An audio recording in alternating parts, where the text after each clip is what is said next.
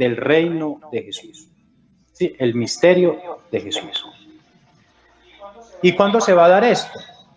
Cuando en el evangelista, es decir, en el capítulo 1:13, nos ponen de lleno a qué va a venir la persona de Jesús. Yo les voy a dar entonces la división de la obra y el texto correspondiente, para que les quede más fácil así el estudio. Entonces, la preparación del misterio es el capítulo 1, versículo del 1 al 13. ¿Sí? Del 1 al 13. Cuando entonces hablamos de esta preparación del misterio de Jesús, estamos viendo cómo Marcos inicia con una invitación inicial, valga la redundancia, y es: preparen los caminos, conviértanse. ¿Qué pasa aquí? Juan está predicando la conversión al pueblo. ¿Para qué? Para poder acceder al misterio que trae la persona de Jesús. ¿Y cuál es el misterio que trae la persona de Jesús? El misterio del reino de Dios. Recuerden lo que yo les decía cuando hablábamos hace 8 días en la introducción a los evangelistas, que la palabra evangelio significa anuncio de la buena nueva o anuncio de la buena noticia. A lo que viene Jesús a anunciarnos es la buena noticia del reino de Dios. Pero entonces, para poder llegar a ello, necesitamos primero prepararnos en un camino de conversión, que es lo que San Juan el Bautista va a hacer. Segundo, esta preparación del misterio también se da a la luz del bautismo. Después de que Juan dice: detrás de mí viene alguien que no soy digno ni siquiera desatarle las sandalias, nos introducen a Jesús en la escena del bautismo. Por aquellos días vino Jesús de Nazaret a Juan a hacerse bautizar en el Jordán. Y aquí ya empieza en primera instancia ese misterio del reino. Esto nos tiene que llevar a entender algo, y es que gracias al bautismo se inicia el anuncio misionero de la persona de Jesús. Es más, nosotros sin el bautismo no nos adherimos a algo que se llama misterio de la iglesia. No nos adherimos a la iglesia. Es necesario el bautismo para entrar en esa sintonía, para entrar en esa dinámica de vida cristiana. Es por eso entonces que en primera instancia la preparación del misterio se nos va a dar es allí, con el bautismo. Porque después del bautismo es donde inicia ya la vida pública de Jesús. Pido el favor a... Todos tienen la Biblia allí, ¿cierto? Supongo, pues, ¿cierto? Sí, señor. Muy bien. Eso, muy bien. Entonces, a Marta Nuri, alias María Medellín, nos va a leer, por favor, capítulo 1, versículo del 1 al 13 de Marcos. Vamos a ponerle mucha atención y todos vamos a seguir la lectura con la Sagrada Escritura que cada uno tiene allí.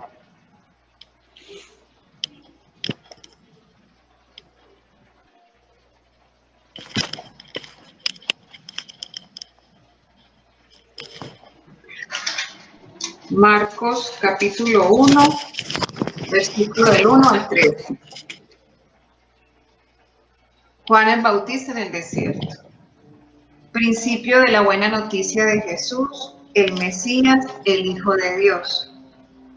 Está escrito en el libro del profeta Isaías: envío mi mensajero delante de ti para que te prepare el camino. Una voz grita en el desierto: preparen el camino del Señor, ábranle un camino recto. Así se presentó Juan el Bautista en el desierto. Decía a todos que debían volverse a Dios y ser bautizados para que Dios les perdonara sus pecados. Todos los de la región de Judea y de la ciudad de Jerusalén salían a oírle. Confesaban sus pecados y Juan los bautizaba en el río Jordán. La ropa de Juan estaba hecha de pelo de camello y se la sujetaba al cuerpo con un cinturón de cuero, y comía langostas y miel del monte.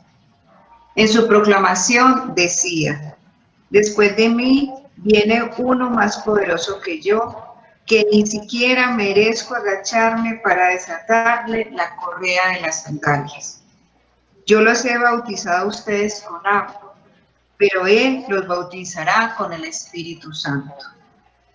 Por aquellos días Jesús salió de Nazaret, que está en la región de Galilea, y Juan lo bautizó en el Jordán.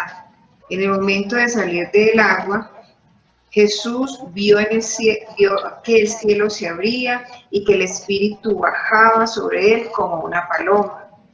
Y se oyó una voz del cielo que decía: tú eres mi Hijo, a quien he elegido.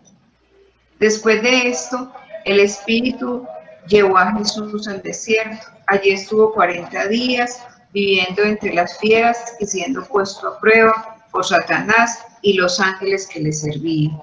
Palabra de Dios. Te alabamos, Señor. Miren entonces qué interesante lo que nos va a decir entonces esta primera parte. Juan es muy claro al decir que anuncia una conversión para poderse bautizar. ¿Sí? Una conversión para poderse bautizar. Para poder entrar entonces, como decía, en esa línea, en ese proyecto salvífico de la persona de Cristo. Pero luego viene la salvedad. Pero viene otro que los bautizará con el Espíritu Santo. Ahí ya comprendemos el término misterio. ¿Sí? Comprendemos el término misterio. Segundo,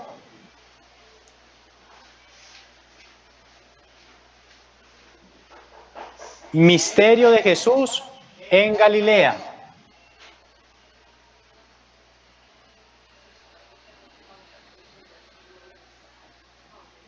Segunda parte de cómo cómo Marcos va a dividir su obra. Misterio de Jesús en Galilea. Lo tenemos en el versículo 14, es decir, todavía estamos en el capítulo 1, versículo 14, hasta el capítulo 7, versículo 23. ¿Qué quiere decir eso? Que capítulo 2, 3, 4, 5, 6 y 7 hasta el versículo 23, todo ese periodo nos va a hablar del misterio de Jesús en Galilea. ¿Qué va a pasar aquí? Como lograron ver en el versículo 13, dicen que después del bautismo, el Espíritu condujo a Jesús al desierto. Y allí entonces se ve la escena de las tentaciones.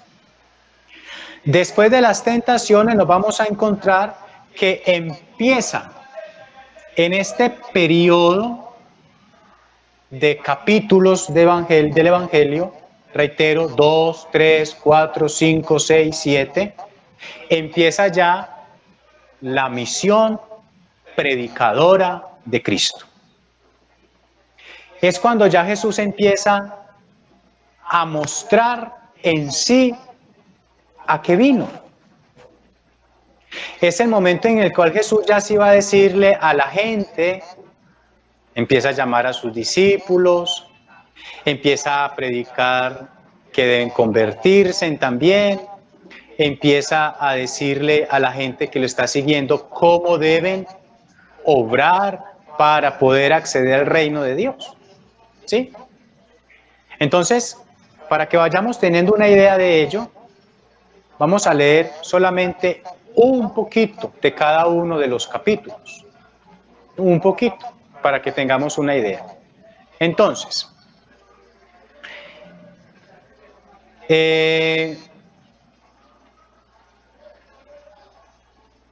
a las personas que yo invoque van a leer, ¿cierto? Entonces, Margarita Cruz, Luz Adriana López, Alejandra Cadavid, pero está, creo que es Marta, se llama Marta Cecilia, pero está como Alejandra Cadavid. Marta Sí, Cecilia Chaverra. Entonces, a las personas que acabé de mencionar van a leer lo que les voy a decir. Entonces, empecemos. Con Margarita Cruz me va a leer el versículo 14 en adelante y yo le digo stop. Donde yo le diga stop, para. Marta, ya un momentico, Margarita, un momentico, voy a dar las indicaciones a cada uno. Marta, que está como Alejandra Cadavid, me va a leer el capítulo 2, del versículo 1 en adelante, y yo le digo pare. Luz Adriana López me va a leer el capítulo 3 del versículo 1, yo le digo también pare. Marta Cecilia Chaverra, el capítulo 5 del versículo 1, yo le digo pare. Federico, el capítulo 6 del versículo 1, yo le digo pare. María Noemi Arias Hoyos, del versículo 7, del versículo 1 hasta el 23. ¿Listo? Entonces, reitero. Margarita Cruz, versículo 14, y yo le voy diciendo stop. Alejandra Cadavid, que es Marta, pero que está como Alejandra Cadavid, capítulo 2, versículo 1 y siguiente, yo les digo también stop. Luz Adriana López, capítulo 3, 1 y siguientes. Marta Cecilia Chaverra, capítulo 4, 1 y siguientes. Federico, capítulo 5, 1 y siguientes.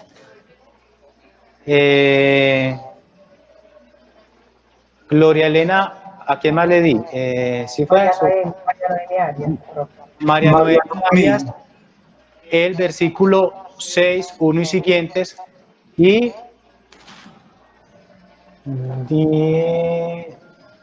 Dora Arboleda, el versículo 7, 1 y siguientes. ¿Listo? Profe, Listo. usted me Entonces había dicho del 7 al 23, o sea que del 1 al 6. Del 6 más bien, sí, del 6. Y si está Dora Arboleda, del 7, 1 y 3. Yo les voy diciendo para. Entonces vamos a empezar con el versículo 14 del capítulo 1. Vamos a escuchar, por favor. Después de que encarcelaron a Juan, Jesús se fue a Galilea a anunciar las buenas nuevas de Dios. Se ha cumplido el tiempo, decía. El reino de Dios está cerca. Arrepiéntanse y crean las buenas nuevas. Pasando por la orilla del mar de Galilea, Jesús vio a Simón y a su hermano Andrés que echaban la red al lago, pues eran pescadores. Vengan, síganme, les dijo Jesús, y los haré pescadores de hombres. Al momento, dejaron las redes y lo siguieron. Un poco más adelante, vio a Jacob y a su hermano Juan, hijos de Zebedeo, que estaban en su barca remendando las redes. Enseguida los llamó y ellos, dejando a su padre Zebedeo en la barca con los jornaleros, se fueron con Jesús. Entraron en Capernaum y tan pronto como llegó el sábado, Jesús fue a la sinagoga y se puso a enseñar. La gente se asombraba de su enseñanza porque la impartía como quien tiene autoridad y no como los maestros de la ley. De repente en la sinagoga, un hombre que estaba poseído por un espíritu maligno gritó: ¿Por qué te entrometes, Jesús de Nazaret? ¿Has venido a destruirnos? Yo sé que eres tú, el Santo de Dios. Cállate, lo reprendió Jesús. Sal de ese hombre. Entonces el espíritu maligno sacudió al hombre violentamente y salió de él dando un alarido. Todos se quedaron tan asustados que se preguntaban unos a otros: ¿qué es esto? Una enseñanza nueva, pues lo hace con autoridad. Les da órdenes incluso a los espíritus malignos y le obedecen. Como resultado, su fama se extendió rápidamente por toda la región de Galilea. Muy bien, dejemos hasta ahí. Bueno, muchas gracias. Vea qué interesante entonces cómo el versículo 14 inicia de que después de que arrestaron a Juan, Jesús se puso a proclamar la buena nueva de Dios. Palabras claves, muchachos. Palabras claves. La buena nueva de Dios. ¿Qué pasa aquí? Miren qué interesante. Todo el proyecto, o más bien, todo el misterio de la salvación está muy bien diseñado. Eso no es una invención. Primero fue Juan. Y después de Juan entra ¿quién? La persona de Jesús. Miren que el versículo 1 hasta el 13 nos habla de la misión de Juan. Pero como Juan fue arrestado, es necesario que haya un sucesor. ¿Y quién más que la persona de Jesús? Que vino directamente a ello, a anunciar la buena noticia de Dios. Y miren qué interesante, y es que después de que anuncia la buena noticia, él necesita quien le colabore, porque es que los discípulos de Juan, me imagino yo, al ver que su maestro fue arrestado, cada uno empezó ¿qué? A dispersarse, también por miedo, me imagino. Pero necesariamente Jesús fue a buscar a otros que se fueran ciñendo al proyecto que él tenía, que era evangelizar. Y entonces por eso nos hablan de que ya viene cuando él llama a los hijos del Zebedeo, ¿sí? Mientras empezaba por el mar de Galilea. Ese llamamiento es con miras de empezar a expandir y extender ¿qué? El evangelio. Es necesario, tal vez centrándonos un poco en el pensamiento de Jesús, es necesario empezar a hacer selección de personal para que este proyecto empiece a tener buenas miras. Y luego, miren que nos lo presentan, ¿dónde? En la sinagoga, ¿cierto? Vuelve y empieza. Vuelve y nos lo vuelven a presentar en las predicaciones. Y ya en el versículo 29 en adelante vamos a ver curaciones. Jesús no únicamente vino a anunciarnos la buena nueva, sino que también hizo obras para que la gente empezara a creer en lo que él estaba ¿qué? Evangelizando, anunciando que es el reino de Dios. Capítulo 2, 1 y siguientes, por favor.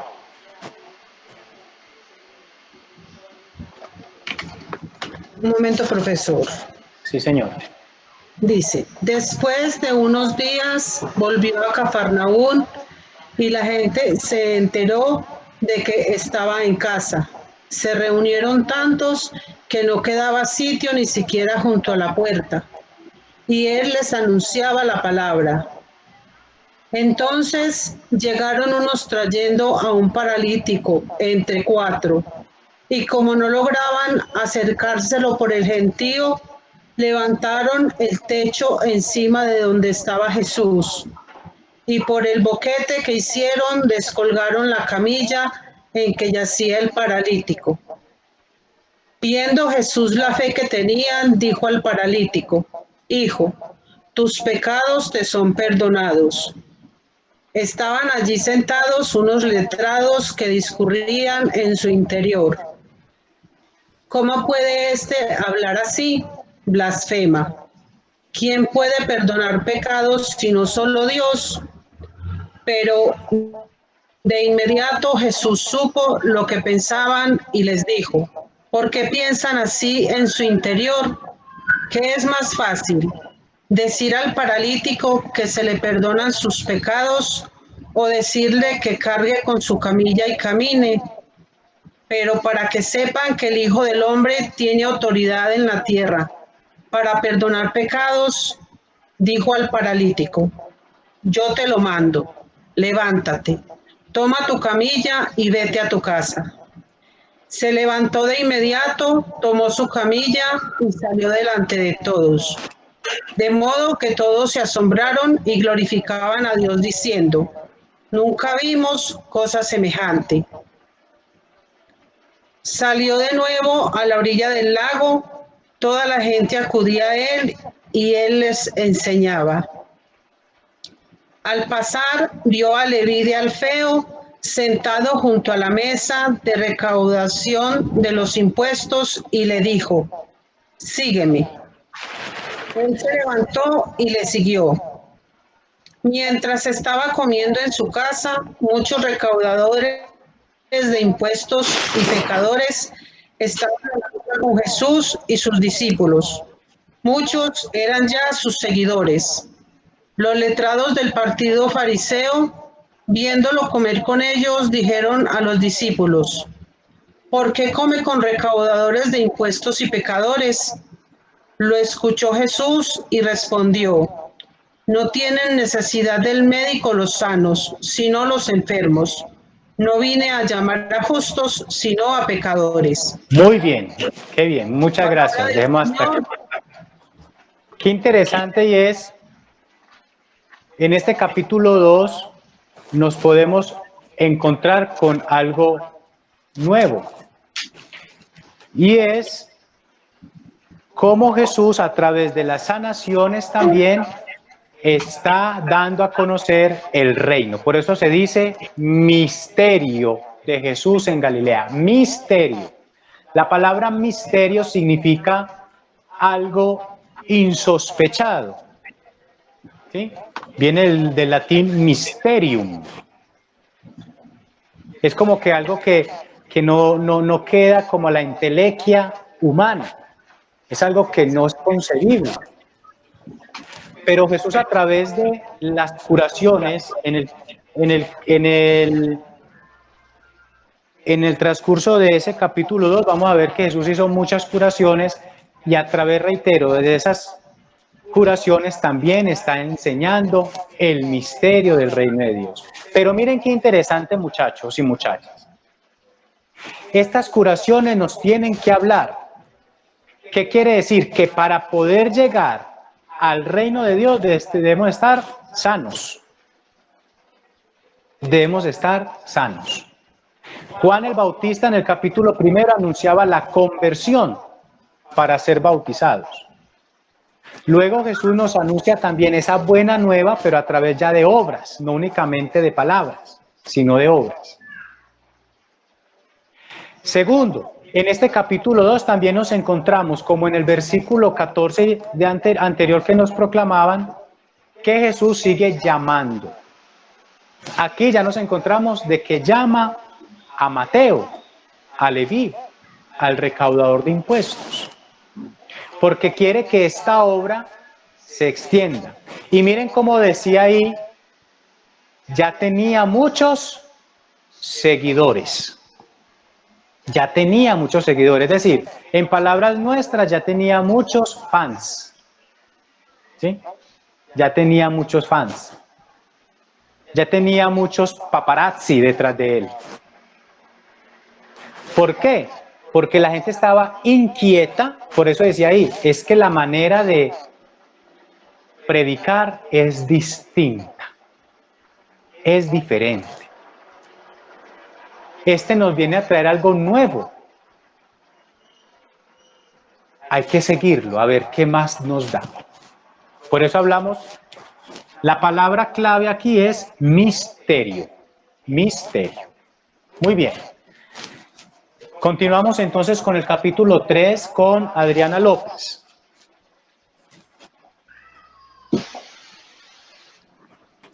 Seguimos el hombre de la mano atrofiada.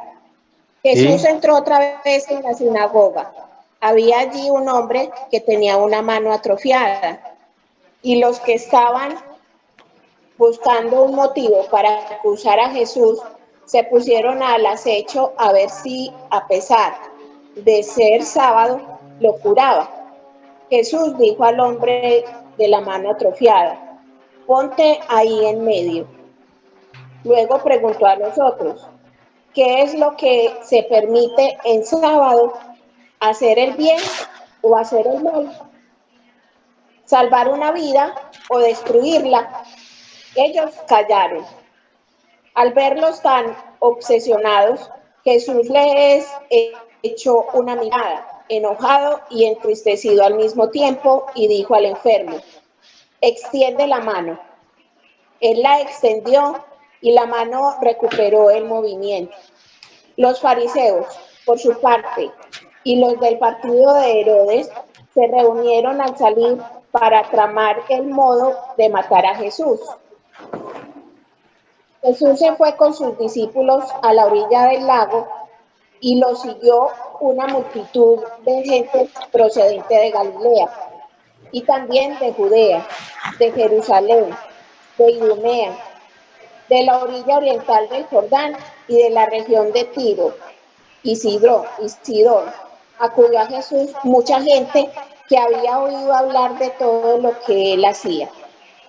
Jesús mandó a sus discípulos que le preparasen una barca para que la multitud no lo aplastara. Había curado a tantos que todos los que tenían alguna enfermedad se echaban ahora sobre él para tocarlo.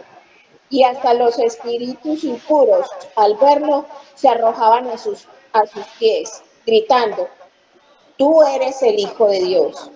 Pero Jesús les ordenaba severamente que no lo descubrieran. Después de esto, Jesús subió al monte y llamó a los que le pareció bien y se acercó a él. También designó a 12, a quienes constituyó apóstoles, para que estuvieran con él y para enviarlos a predicar con poder para expulsar demonios.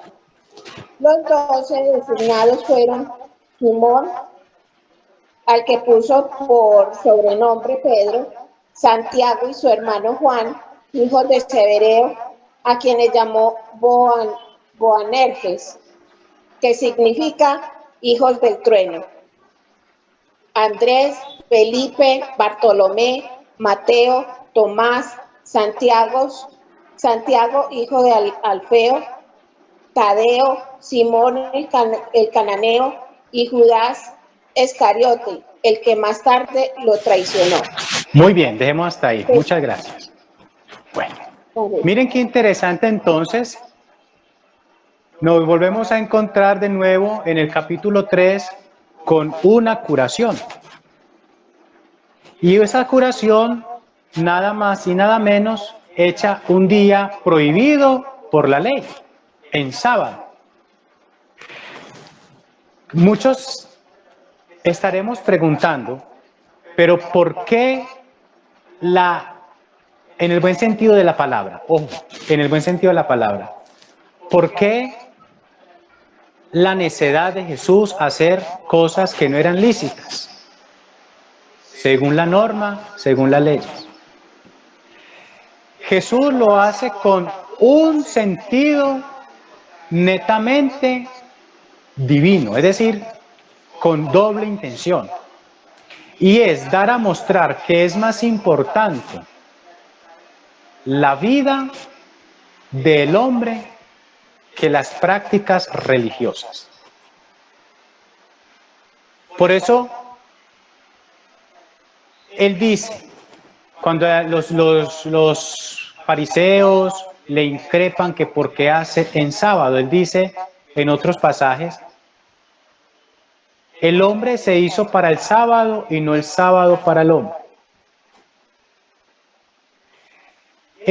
O cuando de pronto también le dice a la gente, si ustedes ven que uno de sus animales se cae a un hueco en un sábado, lo deja ahí. ¿Qué hacen? Van y lo rescatan. Van y lo rescatan. Es más importante la vida, la integridad humana que las meras prácticas religiosas o rubricistas de la ley.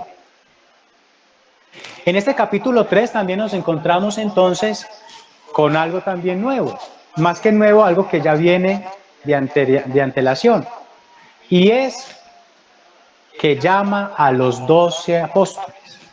Nuevamente hablamos de la, ¿cómo podríamos decirlo? De la convocatoria. Nuevamente convoca gente que le ayude para la extensión del reino. Pero miren que aquí nos tenemos que encontrar con algo muy nuevo, o más bien que nuevo, algo que ya estaba prefigurado desde antiguo. En el Antiguo Testamento, desde un monte, dos personajes recibieron la misión de Dios. ¿Quiénes fueron? En el Antiguo Testamento, dos personajes desde el monte recibieron la misión de Dios. ¿Quiénes fueron? Abraham y Moisés. O Isaías y Moisés. Abraham. Todo lo que digamos es válido, pero a veces no. Abraham y Moisés. Bien. Moisés y Elías. Moisés y Elías. Moisés recibe la misión de Dios desde el monte. ¿Desde el monte qué? Sinaí. Desde el monte Sinaí. Desde el monte Oreb. Como dice la canción, allá en el monte Oreb. ¿Sí? Desde el monte Oreb. Reciben esa misión de Dios. Y miren que en el versículo 13 del capítulo 3 nos encontramos de que Jesús subió ¿a dónde? A una ¿A dónde barca. subió? A una barca, pero después dicen, lean en el versículo 13, ¿qué dice? ¿Que subió a dónde? Al monte. A la montaña, al monte. Y de allí llamó a los 12, ¿cierto? Llamó a los 12. También, como le digo, prefigurando, ¿sí? Y Elías, ¿dónde encuentra a Jesús? Perdón, a Dios. En el monte Oreb. ¿Sí? En el monte Oreb. Eso nos lo va a decir Primera de Reyes, capítulo 19. ¿Sí? Primera de Reyes, capítulo 19. Entonces miren qué interesante, y es que cuando uno recibe una misión, el monte en la Biblia representa la presencia de Dios. Por eso los discípulos no van en nombre suyo, van en nombre de Dios. Por eso nosotros, cuando somos enviados, el sacerdote en el templo parroquial, cuando nos envía, él está ¿dónde? En la sede o en el presbiterio. Y ya por eso cuando somos enviados, nosotros no somos enviados por cuenta propia, vamos en nombre de la iglesia. En nombre de la iglesia. ¿Sí? Vuelve y juega el término Profe, misterio. Sí. profe, por eso el altar siempre queda más alto que Exacto. el resto de la... Exacto. Porque es el sentido de, por ejemplo, el presbiterio es el lugar de la enseñanza, del envío, de la evangelización, ¿sí? del regir, del gobernar. Muy bien. Vamos para el capítulo 4, por favor. Mi querida Marta Cecilia Caberra. Yo, Marta Cecilia, Dale. capítulo 4. Uno en adelante. Otra vez Jesús se puso a enseñar a orillas del lago. Se le reunió tanta gente junto a él que tuvo que subir a una barca y sentarse en ella, a alguna distancia. Mientras toda la gente estaba en la orilla. Jesús les enseñó muchas cosas por medio de ejemplos y parábolas. Les enseñaba en esta forma. Escuchen esto. El sembrador salió a sembrar. Al ir sembrando, una parte de la semilla cayó a lo largo del camino. Vieron los pájaros y se comieron. Otra parte cayó entre piedras, donde había poca tierra, y las semillas brotaron enseguida, por no estar muy honda la tierra. Pero cuando salió al sol, las quemó, y como no tenían raíces, otras semillas cayeron entre pinos. Los pinos crecieron y las sofocaron, de manera que no dieron fruto. Otras semillas cayeron en tierra buena, brotaron, crecieron y produjeron unas 30, otras 70 y otras 100. Y Jesús agregó: el que tenga oídos para oír, que escuche. Cuando toda la gente se retiró, los que seguían se acercaron y le preguntaron qué significaba aquellas parábolas. Él les contestó: a ustedes les ha dado el misterio del reino de Dios, pero a los que están fuera no les llegan más que parábolas. Y se verifican a estas parábolas por mucho que no ven, por más que oyen, no entienden. De otro modo se convertirán y recibirán el mensaje. No entienden esta parábola, entonces cada comprenderá. Muy bien, demos hasta aquí. Muchas gracias, Marta. El capítulo 4 ya nos va a hablar de algo que se llama las parábolas. ¿Qué quiere decir esto? Ya Jesús está, en el buen sentido de la palabra, cogiendo confianza en su predicar, en su modo de hablar. Él ya necesita utilizar su metodología como buen maestro y buen pedagogo que es, ya necesita utilizar y colocar al servicio la metodología para que la gente empiece a entender el reino. Jesús se ha percatado, miren que en los capítulos anteriores nos encontramos de que ya tenía muchos seguidores. Y me imagino que en ese trasegar del camino, Jesús se fue percatando de que había gente que no lograba entender su discurso, que no lograba comprender la manera de hablar. Por eso en el capítulo 2 decía, esta manera de hablar es distinta, nos confunde. ¿Por qué? Porque es que ya la gente venía esquematizada con un mismo modo de hablar. Estaban metidos en unas normativas donde solo las leyes y el cumplimiento de ellas hablaban.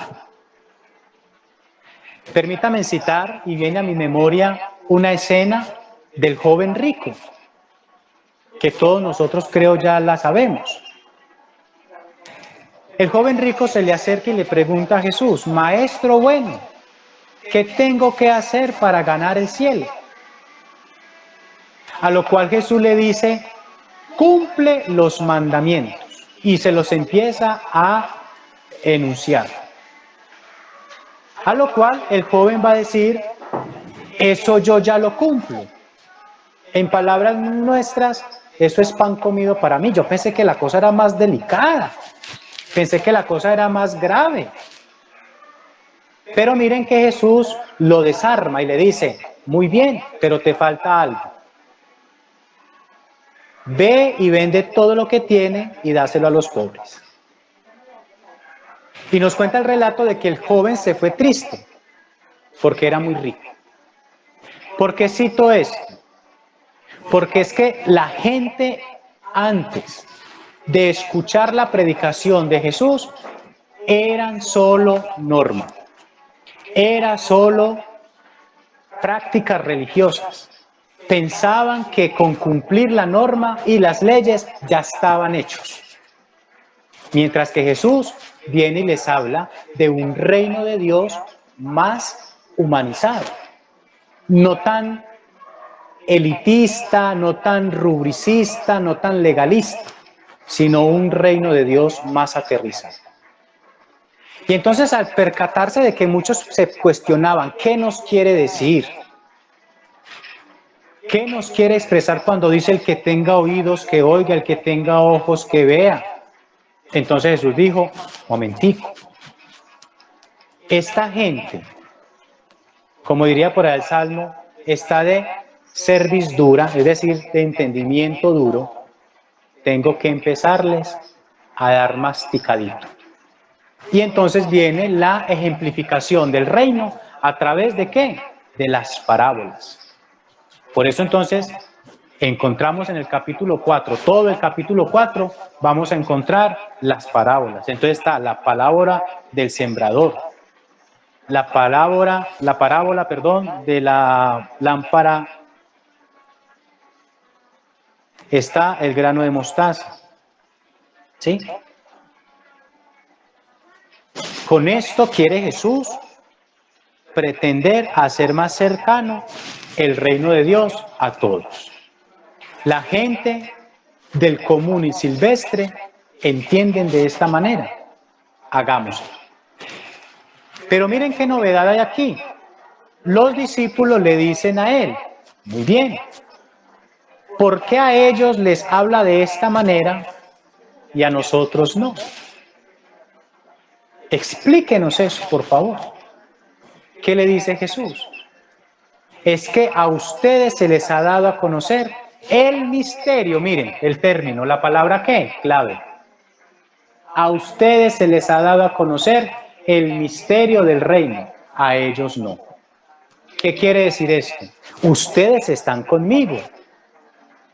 A ustedes yo les puedo hablar de una manera distinta, porque ustedes me entienden, porque ustedes están en la escuela, están en el discipulado.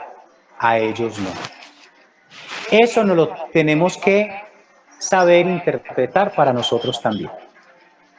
Nosotros como agentes de pastoral no podemos pretender que todas las personas que van al culto religioso, dominicalmente hablando como nosotros, tengan el mismo conocimiento que nosotros. Nosotros como coordinadores o líderes de procesos de formación, no podemos pretender que los que participan de nuestras pequeñas comunidades tengan la misma capacidad que usted tiene. A eso apunta. Por eso ustedes cuando están en esta escuela es porque están ávidos de entrar a profundidad del conocimiento de la Escritura. Están ávidos de querer conocer más a profundidad lo de la Iglesia Católica. ¿Para qué? Para ir saliendo así de algunos baches que pensamos estar. La escuela de evangelización es la escuela de Jesús. Ustedes antes de ingresar a la escuela venían con unos conocimientos previos, empíricos que llamamos. Pero ya después de ahorita que están unos en tercero, otros en cuarto nivel o en segundo nivel, ya van adquiriendo otro conocimiento distinto al que venían. No sé si se han autoevaluado esa parte. Pues madre, esto yo lo pensaba de esta manera, pero aquí me lo están diciendo que es así. Yo decía que esto era por acá, cuando no, aquí en la escuela me están diciendo que es por aquí. Eso pasaba con los discípulos. Miren que los discípulos eran simples pescadores y nunca perdieron su oficio. Pero para poder salir a evangelizar, primero que tuvieron que hacer primero, entrar en la escuela de Jesús, entrar a formarse. Y entonces, como la gente que seguía a Jesús no era los que él había escogido para algo tan concreto como la evangelización, fue necesario desmenuzar. Lo mismo pasa entonces con nosotros. No toda la gente que va a la misa los domingos o que participa de algún cursillo que nosotros dirijamos tiene el mismo conocimiento que. Por eso tenemos que hacérselo aterrizar. ¿Me hago entender? ¿Sí? Muy bien. Vamos para el capítulo entonces 5. Muy bien. Capítulo 5. Llegaron a la orilla opuesta, a la región de los Gerasenos, y al desembarcar les salió al encuentro del cementerio un hombre poseído de espíritu impuro, que vivía en el cementerio y al que nadie podía sujetar ni siquiera con cadena, pues muchas veces lo habían atado con grillos y cadenas. Pero él había roto las cadenas y destrozado los grillos y nadie podía sujetarlo. Se pasaba el día y la noche entre los sepulcros y en los montes gritando y golpeándose con piedras. Al ver desde lejos a Jesús, corrió, se postró ante él y empezó a gritar: déjame en paz, Jesús, Hijo del Dios Altísimo. Te conjuro por Dios que no me atormentes. Es que Jesús le había ordenado: espíritu impuro, sal de ese hombre. Jesús le preguntó: ¿cómo te llamas? Él contestó: me llamo Legión, pues somos muchos. Y se puso a rogarle insistentemente que no lo echara de aquella región. Había por allí, en la ladera del monte, una gran piara de cerdos paseando. Los espíritus impuros pidieron a Jesús: envíanos a los cerdos para que entremos en ellos. Y se lo permitió. Ellos salieron, se metieron en los cerdos y la piara de unos 2000 cerdos se lanzó al lago por un precipicio y se ahogaron. Los porqueros huyeron y lo contaron en el pueblo y en los caseríos. La gente fue a ver lo que había sucedido. Al llegar a Jesús y ver sentado, vestido y en su sano juicio al endemoniado que había tenido la legión, se llenaron de miedo. Los que lo habían visto contaban lo ocurrido con el endemoniado y con los cerdos. Entonces rogaron a Jesús que se fuera de allí. Al subir a la barca Jesús, el endemoniado le pidió que le dejara ir con él. Jesús no lo dejó, sino que le dijo: vete a tu casa con los tuyos y cuéntales todo lo que el Señor, compadecido de ti, ha hecho contigo. Él se fue y comenzó a publicar por la Decápolis lo que Jesús había hecho con él, y todos se admiraban. Cuando Jesús represó en barca a la otra orilla, se reunió con él mucha gente y se quedó junto al lago. Llegó uno de los 12 de la sinagoga, llamado Jairo, y al ver a Jesús se echó a sus pies, rogándole con insistencia: mi hijita se está muriendo. Ven a poner tus manos sobre ella para que se cure y viva. Jesús fue con él, lo seguía mucha gente que lo apretujaba. Y una mujer que padecía hemorragias desde hace 12 años, que había sufrido mucho con muchos médicos y había gastado toda su fortuna sin obtener ninguna mejoría, e incluso había empeorado. Al oír hablar de Jesús, se acercó a él por detrás entre la gente y le tocó el manto, pues se decía: con solo tocar sus vestidos me curo. Inmediatamente la fuente de las hemorragias se secó y sintió que su cuerpo estaba curado de la enfermedad. Jesús, al sentir que había salido de él fuerza, se volvió a la gente y dijo: ¿quién me ha tocado? Sus discípulos le contestaron: ves que la multitud te apretura y dices que quién te ha tocado. Él seguía mirando alrededor para ver a lo que le había hecho. Entonces la mujer, que sabía lo que había ocurrido en ella, se acercó asustada y temblorosa. Se postró ante Jesús y le dijo toda la verdad. Él dijo a la mujer: hija, tu fe te ha curado, vete en paz, libre ya de tu enfermedad. Todavía estaba hablando cuando llegaron algunos de la casa del jefe de la sinagoga diciendo: tu hija ha muerto, no molestes más ya al maestro. Pero Jesús, sin hacer caso de ellos, dijo al jefe de la sinagoga: no tengas miedo, tú ten fe y basta. Y no dejó que le acompañaran más que Pedro, Santiago y Juan, el hermano de Santiago. Al llegar a la casa del jefe de la sinagoga, Jesús vio el alboroto y a la gente que no dejaba de llorar y gritar. Entró y dijo: ¿por qué lloráis y alborotáis así?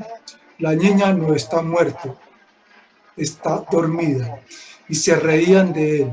Jesús echó a todos fuera, se quedó solo con los padres de la niña y los que habían ido con él, y entró donde estaba la niña. La agarró de la mano y le dijo: Talita cumi, que significa: muchacha, yo te digo, levántate. Inmediatamente la niña se levantó y echó a andar, pues tenía 12 años. La gente se quedó asombrada y Jesús le recomendó vivamente que nadie se enterara. Muy Luego, bien. Gracias, Federico. Muchas gracias. mucho gusto. Miren pues que nos volvemos a encontrar con el método de las curaciones y de los milagros. Otra vez Jesús vuelve y se vale. ¿Sí? Vuelve y se vale de este medio para que la gente empiece también a ¿qué? A creer de que Él es el enviado de Dios. Cuando lleguemos al evangelista San Juan nos vamos a encontrar con la resurrección de Lázaro. Y antes de Jesús decirle a Lázaro, sal fuera, Él hace una oración a Dios y le dice: Padre, te pido, como quiere decir, ayúdame, échame una manito, pero para que esta gente crea y glorifique tu nombre, que usted sí me ha enviado. Entonces Jesús se vale de estas curaciones también para anunciar el reino de Dios. ¿Qué nos quiere decir esto? Esto nos tiene que decir y nos quiere hablar o nos debe de dar a entender algo, y es que el reino de Dios no únicamente se habla a través de palabras, sino que también es necesario los signos, es necesario las obras, es necesario mostrar un reino de Dios hecho de obras, de acciones. ¿Qué decir? Que el reino de Dios no sea algo tan inalcanzable, algo obsoleto. No, el reino de Dios está cerca. Por eso Jesús dice: el reino de Dios está cerca en cada uno de nosotros. ¿Sí? Entonces, en el capítulo 5 nos encontramos nuevamente ese término misterio. Bueno, vamos rápidamente al capítulo 6. Bueno, al irse Jesús de allí, volvió a su tierra, y sus discípulos se fueron con él. Cuando llegó el sábado, se puso a enseñar en la sinagoga, y mucha gente lo escuchaba con estupor. Se preguntaban: ¿de dónde viene todo esto? ¿Y qué pensar de la sabiduría que ha recibido con estos milagros que salen de sus manos? Pero no es más que el carpintero, el hijo de María. Es un hermano de Santiago, de José, de Judas y de Simón. Y sus hermanos no están aquí entre nosotros. Se escandalizaban y no los reconocían. Jesús les dijo: si hay un lugar donde un profeta es despreciado, es en su tierra, entre sus parientes y entre su propia familia.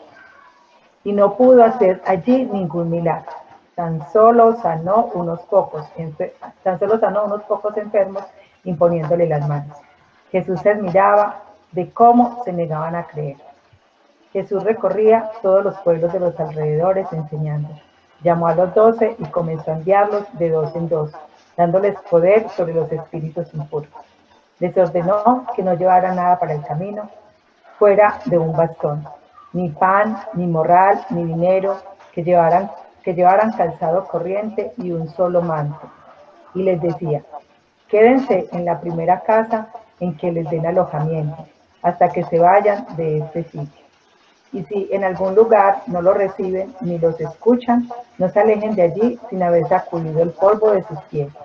Con esto darán testimonio contra ellos. Fueron pues a predicar, invitando a la conversión.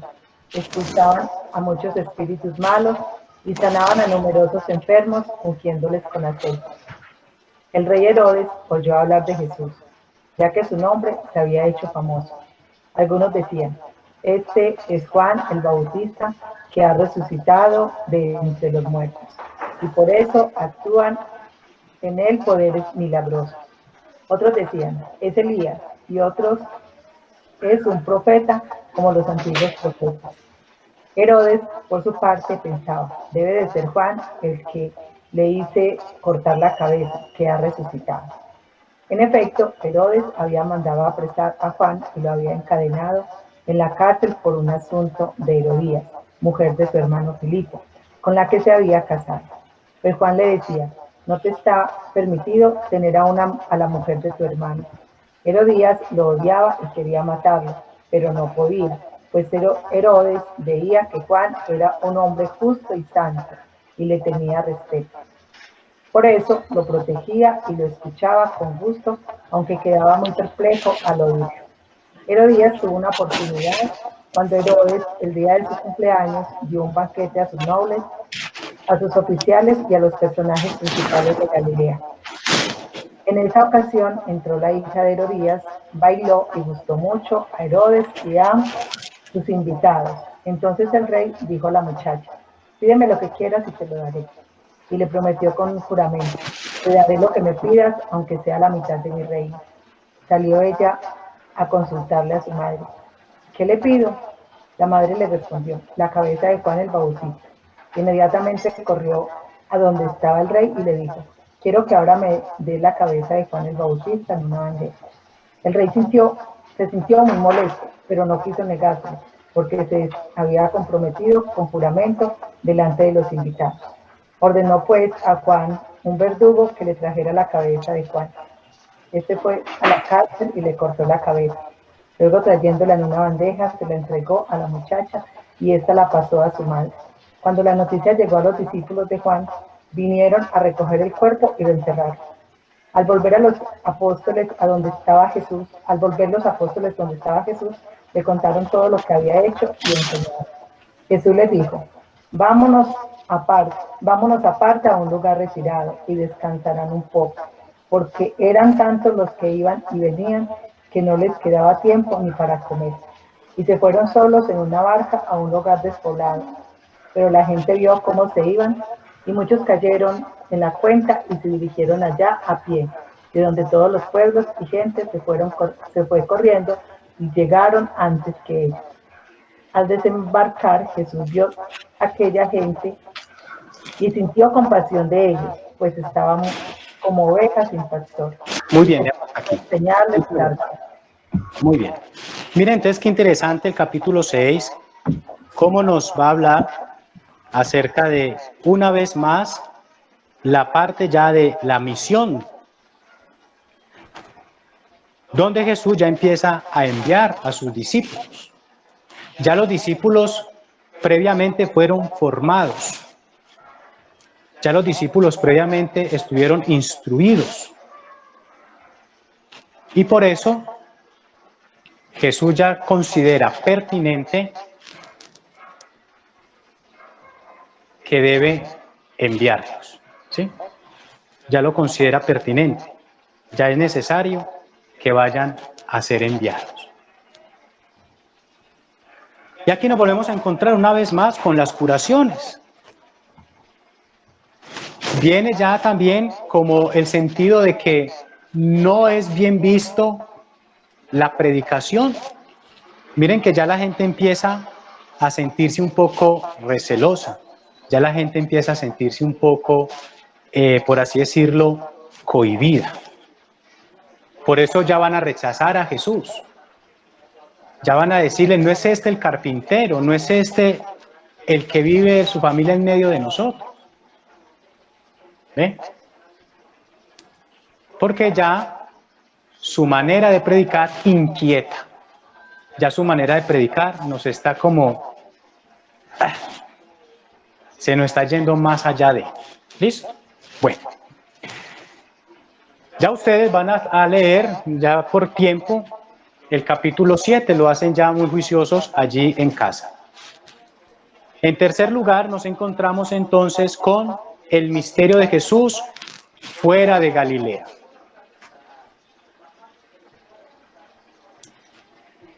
Ministerio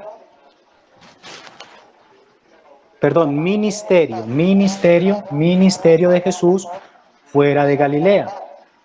En tercer lugar.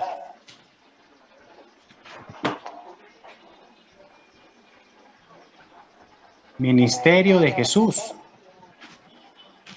fuera de Galilea. ¿Sí? Ministerio de Jesús fuera de Galilea. Nos lo vamos a encontrar todo este proceso, todo este ministerio de Jesús en el capítulo 7, versículo 24, capítulo 10, 52. ¿Sí? Entonces, les reitero, 7, 8, 9, 10, todo ese episodio de el misterio de Jesús fuera de Galilea. ¿Qué va a pasar entonces aquí en este ministerio de Jesús fuera de Galilea? ¿De qué nos va a hablar? Allí vuelve y nos va a funcionar, o más que a funcionar, nos volvemos a mostrar lo que es el milagro del reino de Dios visto en la multiplicación del pan y de los peces. Esto nos tiene también, muchachos y muchachas, que decir algo. Y es que aquí, fuera de Galilea, Jesús va a mostrar el reino de Dios como el sentido que todos debemos tener de apertura y de acogernos los unos a los otros.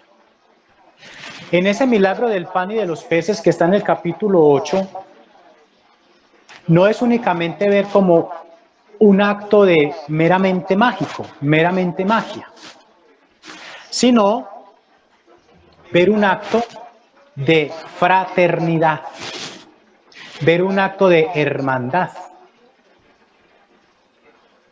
Muchas veces las interpretaciones, por eso hablábamos al inicio de las clases hermenéutica y exégesis, las interpretaciones no pueden ser tan pietistas, tan pegados a lo que dice, sino que hay que darle una trascendencia. El milagro de la multiplicación y de los panes, la multiplicación de los panes y de los peces, es el sentido que yo tengo de donarme al otro. Este tiene 2 peces, este tiene un pan, este tiene 3 panes, este tiene más peces. Es decir, recolectemos entre todos, como dice Hechos 2:42, ponerlo todo en común y vemos que ninguno va a sufrir. Eso es lo que Jesús le va a decir o va a predicar fuera de Galilea. Allí en Galilea se van a encontrar con más sanaciones. Tenemos el ciego de Bethesda, ¿sí? El ciego de Betsaida. Tenemos también aquí la transfiguración de Jesús. Miren qué bonito, y es como Marcos nos va a hablar en el capítulo 1 y en el capítulo 9 de una teofanía. Teofanía es manifestación de Dios en la persona de Jesús. En el capítulo 1, versículo 9, nos encontramos con el bautismo, la teofanía del bautismo. Y en el capítulo 9 de Marcos nos encontramos con la teofanía de la transfiguración. En el bautismo, la voz de "Tú eres mi Hijo amado". En la teofanía de la transfiguración, la voz de "Él es mi Hijo amado". Mírenlo, síganlo, en quien me complazco. Entonces, aquí tenemos todo ese misterio de Jesús fuera de Galilea. Cuarto, Ministerio de Jesús en Jerusalén. Ministerio de Jesús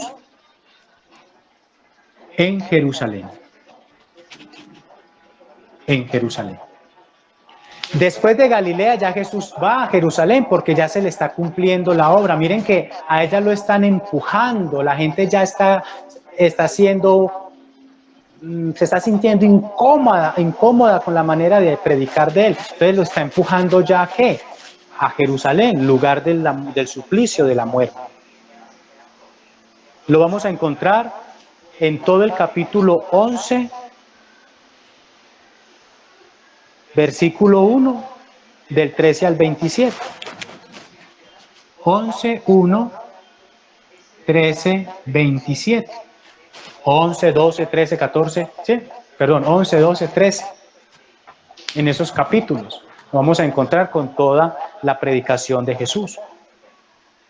En el capítulo 11 nos vamos a encontrar con el Domingo de Ramos que llamamos, la entrada triunfal.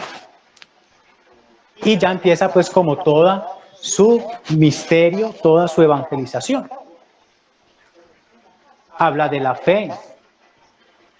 Luego en el capítulo 12 nos vamos a encontrar con las parábolas de los asesinos de los viñadores.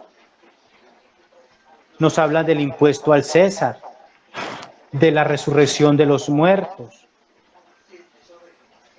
En el capítulo 13 viene como, a mi modo de decir, viene como lo que más generó estupor en los judíos.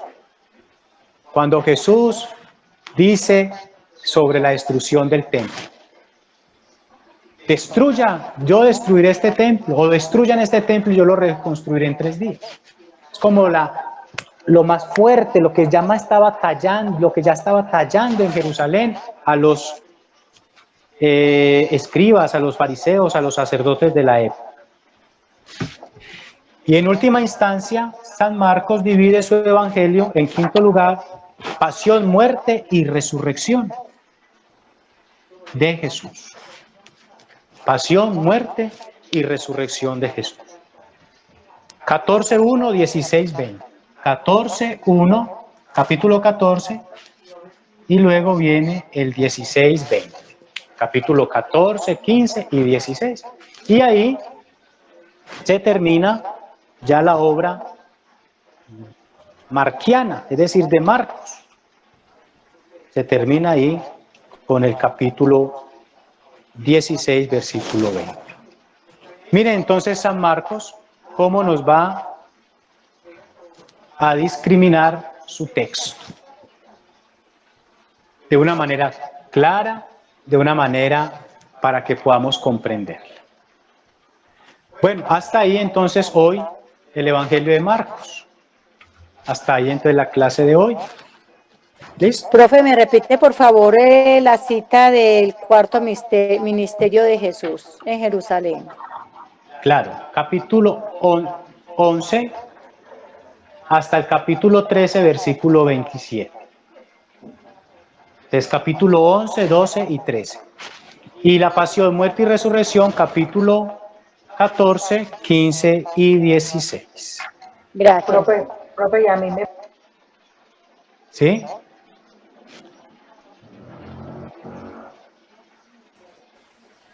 Profe, es que tiene que bajar un poquito la cámara porque no se puede leer el 4 y el 5. No se pueden leer, bueno. Y el 5 es 14, 15 y 16. Pasión, muerte y resurrección.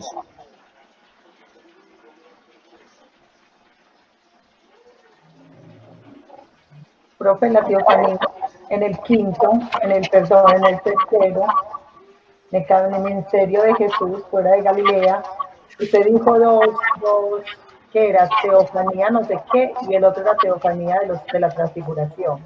Teofanía del bautismo. Ah, del bautismo. Y teofanía de la transfiguración. Y ese era en el 1 que, el versículo. Marcos 1, 9 y Marcos capítulo 9. Listo, profe, Dios le pague. Un gusto. Bueno, sí, dejemos hasta aquí hoy, ¿sí? Profe, qué pena. Yo quisiera, que no tengo muy claro no tanto el significado, sino, pues desde cuándo se le llama al monte, o siempre ha sido así, al monte Sinaí o al monte Horeb, cuál es la diferencia de Sinaí, Horeb. ¿Me hago Bueno, entender? el Horeb es el encuentro con Dios, ¿sí? Y el Sinaí es el monte de las normas, donde Dios a través de Moisés da las tablas. El encuentro con Dios, ¿cierto? Ya. Entonces, pero todo monte significa en la Biblia el encuentro con Dios. Bueno, gracias. Bueno, muy bien, muchas gracias y buena tarde. Voy para el otro grupo que hoy voy a adelantar un poquito la clase con ellos. ¿Listo? Gracias, profe. Muchísimas gracias. Bueno, chao. Profe, chao. Profe, Profe. Con gusto. Chao.